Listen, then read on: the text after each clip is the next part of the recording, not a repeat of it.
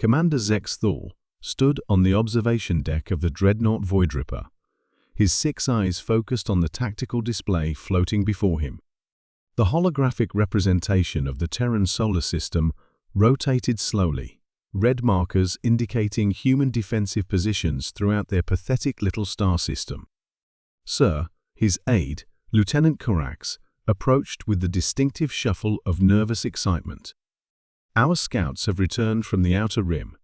They've gathered intelligence on human military capabilities. Zex Thul's mandibles clicked with amusement.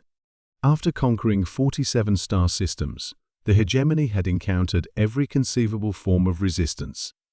Plasma cannons, quantum torpedoes, gravity wells, temporal disruptors, molecular disintegrators, he had seen it all. These humans, with their single inhabited world and primitive technology, would barely register as a training exercise. "Show me," he rumbled, his voice causing the metal deck plates to vibrate slightly. The hologram shifted, displaying reconnaissance footage from Earth's orbit. Zex Thul watched as human vessels laughably small compared to hegemony destroyers maneuvered through space. But what he saw next made his eyes narrow in confusion. The humans appeared to be loading their weapons with debris.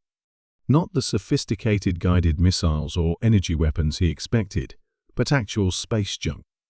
Pieces of defunct satellites, chunks of metal, fragments of old space stations, even what appeared to be discarded food containers.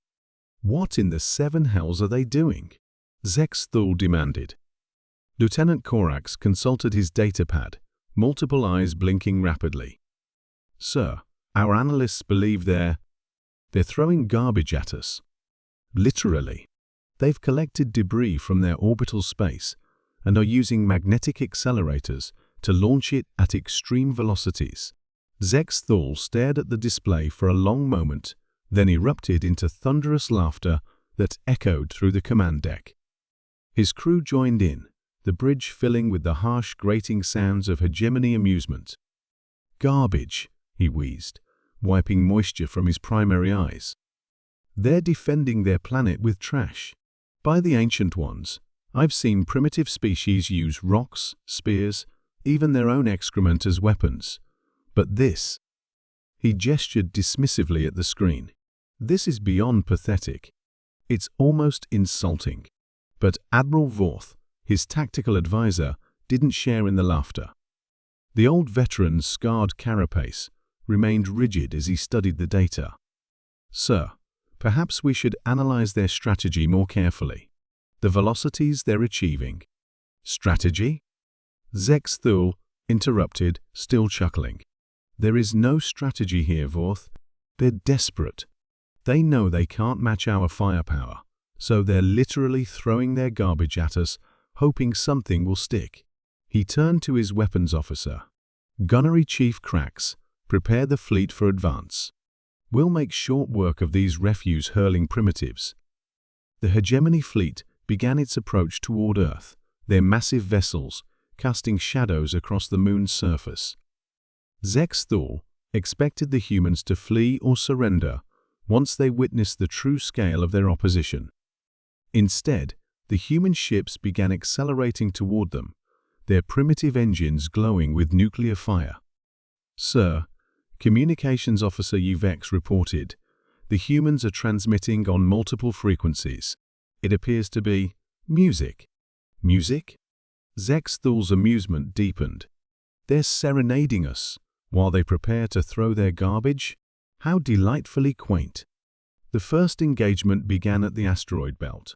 Human vessels, impossibly small against the hegemony dreadnoughts, darted between the space rocks like insects. Then they began firing their ridiculous weapons. Chunks of metal and debris shot through space at incredible velocity. Zex Thul watched with patronizing amusement as the first pieces bounced harmlessly off his flagship's shields. But then something unexpected happened. "Sir?" Gunnery Chief Krax's voice cracked with alarm. "Multiple impacts on Destroyer Bloodclaw. Their shields are... they're fluctuating." Zex Thul's amusement faded, as he watched the tactical display. The human projectiles weren't causing direct damage, but they were numerous, incredibly numerous. Thousands upon thousands of pieces of debris, each one traveling at tremendous speed, were creating a cloud of metal that surrounded the hegemony ships. Admiral Lieutenant Korak's voice was tight with concern. Our sensors are being degraded. The debris field is interfering with our targeting systems. But that wasn't the worst of it.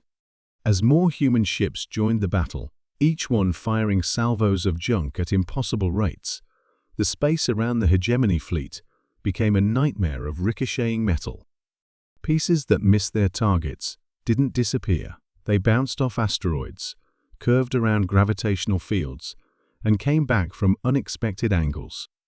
Multiple hull breaches on cruiser Death Sting, reported the communications officer.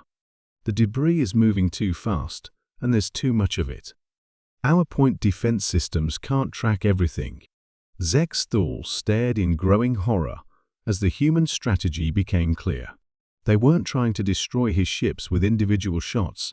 They were turning the entire region of space into a chaotic storm of high-velocity garbage. Every piece of debris that missed became another ricochet, another trajectory his computers couldn't predict, and the humans kept coming, their small ships dancing through the chaos they had created with an agility that the massive hegemony vessels couldn't match. They knew exactly where their own garbage was going to be. "Sir," Admiral Vorth's voice cut through the alarm sounds now filling the bridge. "We're losing ships. The Voidrender has suffered critical damage. A piece of their waste disposal unit punctured the primary reactor."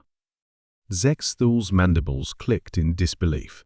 The most advanced fleet in the galaxy was being defeated by a species that weaponized its own trash. As another destroyer reported catastrophic damage from what appeared to be a discarded kitchen appliance moving at 12% of light speed, he finally understood the terrible genius of human warfare. They had turned their weakness into strength, their poverty into abundance, and their garbage into the stupidest and most effective weapon he had ever seen. "All ships," he commanded quietly, "prepare for retreat." Behind them, the humans' music continued to play across the void, and somehow it sounded like laughter.